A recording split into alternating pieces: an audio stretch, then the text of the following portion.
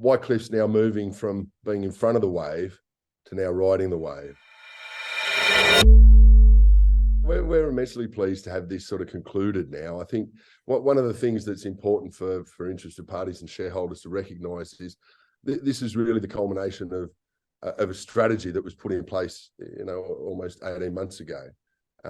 We defined a certain set of commodities and identified a certain jurisdiction and went in there. And fortunately now we were sort of early enough that we were just able to secure these projects before the commodity prices have sort of taken off. And I think now what you're going to see is a lot more competition in the space. You've got rising prices in the background, certainly for uranium. I think the uranium story hasn't even started yet. And, I've worked in the uranium sector for about 10 years.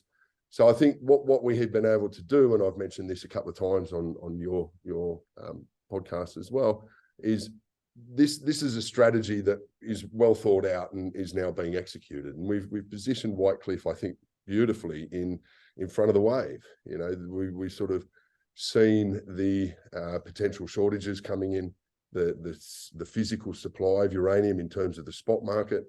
The longer term electrification for copper. If you read all of the numbers coming out for what the world's going to need in terms of distributable power, copper sits at the forefront of that. You look at what's happening in Panama with the first quantum. There's just supply disruption after supply disruption after supply disruption. And whilst uranium has sort of taken off in the short term, I mentioned that we're going to see a lot.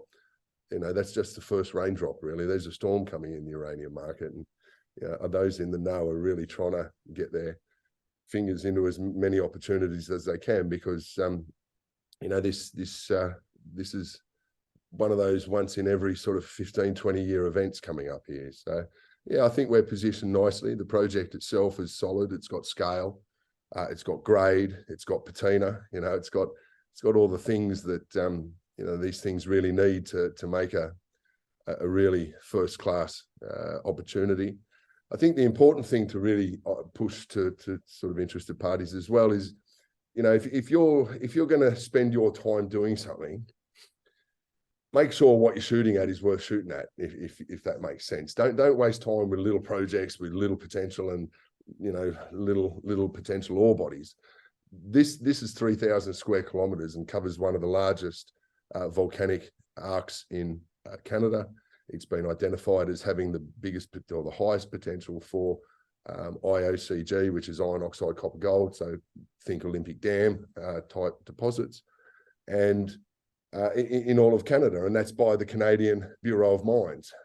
So in theory, those guys should know.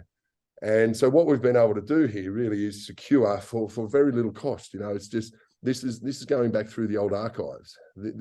This was Northwest Territories' first mine. And what we have been able to do is identify both copper mine and the Radium Point, and also another one. We've got a third project, hopefully, that we'll be pulling in over the next couple of months that is bigger than probably both of them combined. So we sort of identified a strategy 18 months ago. We've been delivering on it over the last 12 months. These sort of overnight success, many years in the making, is probably very applicable at the moment, because with this announcement, whilst it just looks like this has all just happened, this is something we've been working on for quite some time. It comes back to this idea that if you're going to do something, go big, And I think that what we have here is one of these 100x opportunities. I can say that, I know a lot of people sort of, promise the world and give you an atlas at the end of the day, but I've done this a couple of times over my life, so I actually know what I'm doing when it comes to these sort of bigger projects. There's two of them that, in one instance was 150 times and another instance was 50 times, and they were the two things that pretty much I've done in my whole career. So I think the lesson that I learned from those processes were get the biggest and try and get the best and try and get it for as cheaply as possible. And again, coming back to this idea, I think in several months ago, probably when I first joined, I first initially told you what my strategy was going to be, and that was we're going to get in front of the curve, and we're going to try and get the assets as cheaply as possible, because, you know, through a fortunate series of events, we've been able to pick these projects up pretty much at the bottom of the market for these two commodities 12 months ago, work them up into a proper project, if you like.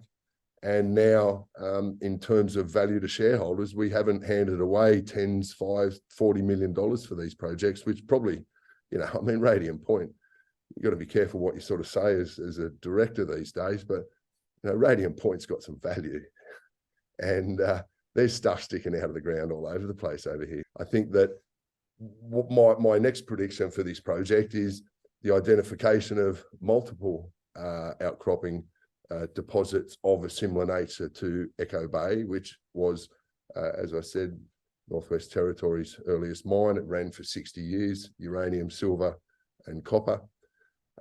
There's lots more there. So in terms of value, you know, again, I said this is a journey, but we're really starting to get into second gear now.